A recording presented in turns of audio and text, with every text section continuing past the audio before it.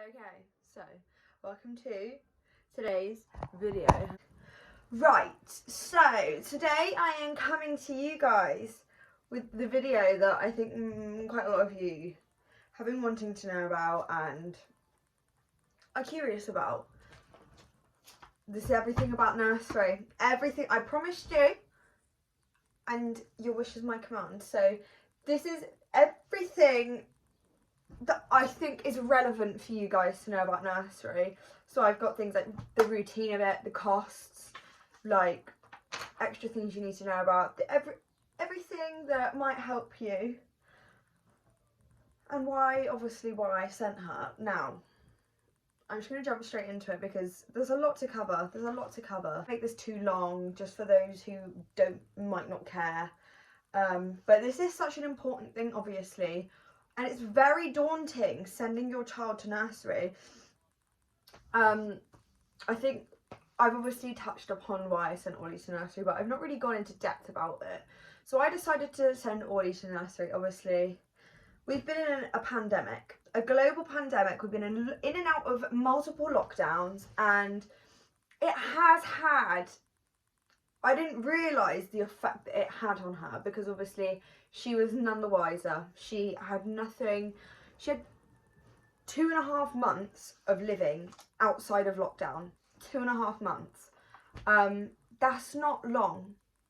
She's 18 months next month. Do you get what I mean? All she knew was this house, round the block. That's all she knew. Lidl. She developed, she is so bright, she is so smart. And in lockdown, I was aware of how smart and forward, and she was excelling where she was meant to be anyway. Like, it's not that I felt like she was underdeveloped. She was already like past the point of where she should be. When I had her 12-month checkup with the health visitor, Ollie was at 15 months at 12 months. Like, she was at the level of average 15-month-old would be. So I've never had any concerns for her, but I just felt like she needed something else. Sorry, I'm just going to put my hair up because my hair is greasy. My hair is greasy. Actually, let me do my hair. Look at that. Look at that. Do you know why it is? I had a bath last night. I did have a bath. Okay, let me do my hair and I'll be back. It's gonna do, isn't it? Actually, should I see what it looks like in a bun? No, we'll just leave it down. Right, we're gonna leave it like this. I just need it out my face. What was I saying? Yeah, so I felt like Ollie was getting to a point where she just needed a little bit of independence. She needed how advanced she was. She needed stimulation around her, like from like other babies. She's never met really another baby. She's not been around kids. You get what I mean? So I was just like, she needs to start having that social interaction and the stimulation that I can't give her, because I don't have any other kids. I've not got any friends that have kids. Like, I know people that have kids, but I don't have friends with kids. Do you get what I mean? So I just felt like it was the right thing to do, and it was. I was working evenings and I hated it. It was the right time for me to switch to days, and I haven't looked back. I really have not looked back since I made that decision, and I'm so happy that I did send her to nursery, because she is a completely different baby for the better. She's so much more confident, but she knows her boundaries as well. Like, she's never really been around men apart from my dad, my brother, and obviously now my boyfriend. She has never really been around men. So even now, she's very weary. Like, she's like, but she's confident. She's not got that like shyness. She's amazing. She's got it to a T now. She's got life to a T, and she's just excelling. She's in the right direction. I tell you that for nothing. That's why I sent her. Purely just for her benefit more than anything, because I could have sacrificed doing evenings at work, but it was the right thing for her. And she only does, I've said obviously, so this is when I get into the routine of it. So with general, this is my experience with her, with my nursery. I'm obviously not going to tell you my nursery on her nursery on here, but this is my experience with her nursery and the specific nursery that she obviously goes to. I don't know what other nurseries are like. I have obviously looked at other nurseries, but she hasn't gone there, so I don't know what other nurseries are like, but I get the gist that they are all very much the same, similar. Like, what is wrong with my hat today? Okay, so Ollie obviously goes 2 days a week. She goes 2 days a week on a Wednesday and a Thursday, which is obviously the days that I work. And her nursery is open from 7:30 till 6. So Orly goes around, I do 6 hours on them days. I work 6-hour days. So she generally goes anywhere between 9, and I'll pick her up at about 4, just after 4, or just before 4, depending on when I work. I generally work like 10 till 4, so I'll drop her off at about maybe 9:30, pick her up at about 4:15. But obviously that can be slightly earlier, slightly later. If it is any later, because my mum works in a school, she obviously finishes at about 3:30. If I work later than 4, then mum goes and picks her up, which is not a problem. It's easy, because obviously I don't want her being there really any longer than she needs to anyway. And drop off and pickups are very, very flexible, depending on what you're paying for. So my nursery does a morning slot, so I think it's 7:30 till like 12:30 maybe, and then the afternoon/evening slot is, I believe, 1 till 6. So depending on what time you're working, or your partner or whatever is working, you can obviously, if you don't need to do the full day, you can just do an evening or an afternoon, and it is less, obviously is less money. Or you can do the full day, and then if you're doing the full day, the drop off and the pickup can be very flexible. You obviously don't have to get that 7:30 and pick them up at 6. It's literally kind of whenever you need them to be there for. Which is why I obviously chose to do the full day, because I could do like early mornings, or I could do like I've said, afternoon, evenings, but it wouldn't work for me. I'd prefer to just pay the full day and her be there for the majority of it. So yeah, and when you apply for the nursery, obviously you have a tour. Where I've been in COVID, obviously if you're watching this after like the pandemic and after COVID in the future, then it might be different. But I had to do it was like a Skype tour. You can obviously ask any questions you need. They tell you their routines, things that they do, activities, like kind of meals that they have. Like they've got like a menu on like a 3-week rota or something. And they are all very nutritious, don't worry about that. I think they do like things like vegan options, vegetarian options, gluten-free, nut-free, whatever you want. They don't obviously give them nuts that young. But they really do cater for you. That's my specific nursery anyway. Like, they're really, really good.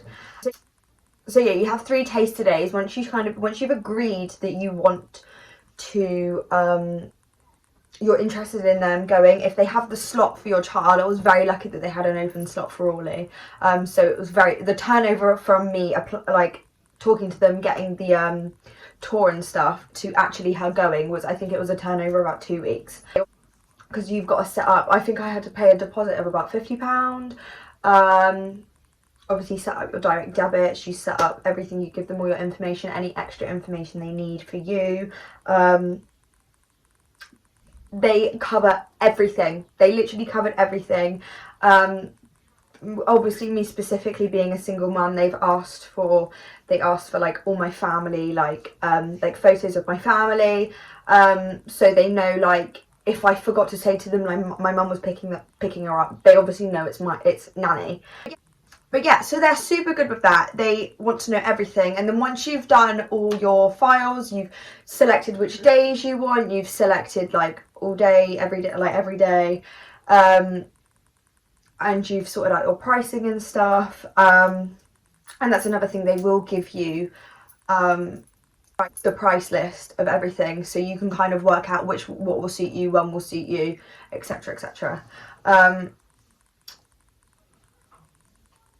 I was saying, yeah, and then you have taster days. So she had 3. They're free. You don't have to pay for them, and they're about an hour and a half. So the first one was about an hour, and I was in the room with her. So it was all the kids and then me, and I was just kind of like watching Orly. And Orly was actually really good. I was literally just sat there chatting to the key workers, and Orly was just playing with the children, kind of playing on her own. She's very independent, so she kind of just did walk off and just was playing with all the toys, which was fine by me. But she didn't need me there. So just that alone made me so much more relaxed sending her to nursery, because I knew that she was already, from the first time I've seen her, comfortable there. The second time is you go in for about 10-15 minutes, and then when they're kind of distracted, once they've settled down, you kind of slip off out the room. And then that's for about an hour, I think, as well. The first 2 were an hour. And then the third taster session is like your usual drop off. So you drop them off, and then I think she had an hour and a half session there. And she did amazing. She did it amazing. Obviously, you might have a couple hiccups here and there, but the ladies Orly's nursery specifically are so amazing, and she feels so comfortable there, and it's so nice to see. Like, sometimes I'll drop her off and she does have a little cry, but on the whole, she is really good. I know that as well, as soon as she gets in, like, the ladies have obviously told me, if she has a cry, as soon as she's in there, she's fine. So, I mean, you can feel guilty coming away thinking, oh my god, she's crying, but I promise you, as soon as they're in that room with all the other kids, all the toys, they're fine. They are honestly fine. Orly's key worker has said that she's always fine. She never has a funny 5 minutes. So that's really good. And another thing is that they are all assigned key workers. So there's, I believe it's 3 children to 1 key worker.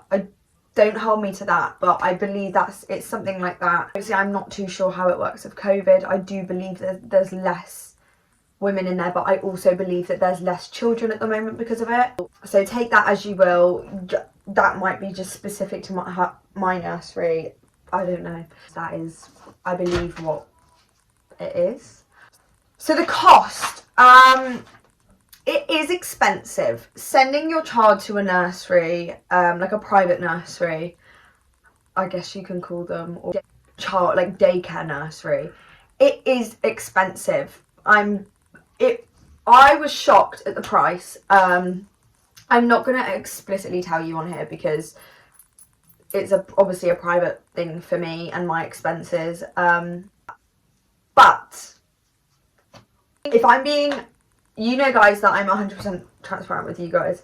You can, when I spoke to the nursery, they are, my nursery especially, so beyond helpful with, like, funding and costing. And they gave me all the information that I needed to know about getting help with paying for nursery. I don't need it, but I'm entitled to it, and I do need it. Do you get what I'm trying to say? Like, I can pay for it, but I'd be very limited. So you can claim if you fit the criteria for claiming, and there's different ways that you can claim. You can get childcare vouchers depending on what profession you're in or what you're doing or what you're entitled to. There are a lot of different ways. You'll have to talk to your nursery, and you'll have to look on the government, get some advice.